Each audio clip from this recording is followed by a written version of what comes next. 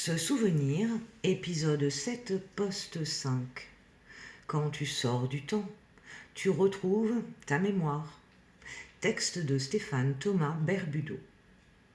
Ce n'est pas ton cerveau qui se souvient, c'est ton être quand il s'affranchit du temps. Tu crois que ta mémoire est dans ton esprit, dans des souvenirs accumulés comme des photos d'archives. Mais ce n'est pas vrai. La véritable mémoire n'est pas stockée dans ton cerveau. Elle est vivante, présente dans chaque cellule, dans ton ADN, dans le champ d'information universel. Pourquoi ne t'en souviens-tu pas? Parce que tu es prisonnier du temps linéaire. Le temps crée une séparation artificielle entre avant et maintenant. Et cette séparation agit comme un voile. Mais chaque fois que tu sors du temps, ne serait-ce qu'un instant, dans un silence profond, dans une méditation, dans un rêve lucide, dans une émotion qui ouvre ton cœur, ta mémoire revient, pas comme une image forcée, comme une évidence douce.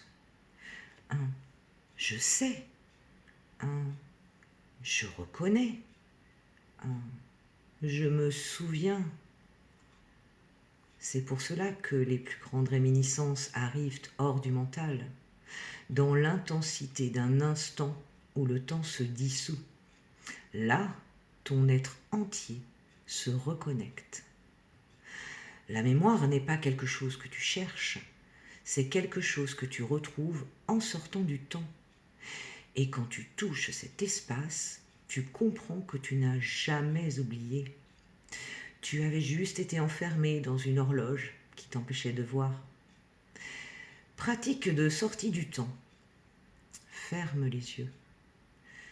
Respire profondément. Laisse passer 1 minute sans penser à après ni à avant. Juste reste. Puis dis intérieurement, je sors du temps. Je me rappelle, ma mémoire est vivante. Et observe ce qui remonte. Un mot, une image, une sensation. C'est déjà le souvenir. Code d'activation. Ma mémoire est vivante et toujours accessible. Je retrouve mes souvenirs en sortant de la ligne. Je redeviens mémoire vivante au-delà de l'horloge. Prochain post, devenir voyageur du temps intérieur. Clôture de l'épisode 7.